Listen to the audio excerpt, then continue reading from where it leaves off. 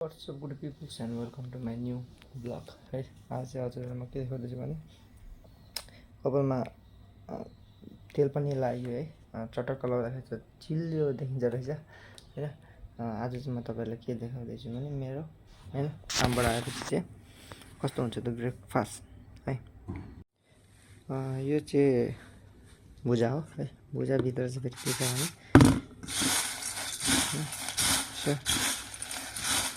तर भुजा भित्र चाहिँ भुजिया हाल्यो अनि कफी खायो कति अनि त्यसपछि फ्रेस हुन्छ यो चाहिँ खाजा खाने हो हैन खाजा खाएर चाहिँ अनि त्यस पछाडि आधी घण्टा पछाडि चाहिँ खानातिर बनाउन जाने है यसो गरियो भने चाहिँ तपाईलाई भोक पनि नलाग्ने हैन अनि आफूलाई हेल्दी पनि हुने अनि धेरै खाए जस्तो पनि नहुने है यस्तो तरिकाले चाहिँ तपाईले गर्नुभयो भने यस्तो तरिकाले गर्नुभयो भने चाहिँ तपाईको शरीर पनि हेल्दी हुन्छ है र अनि तपाईको हेल्दी अनुसार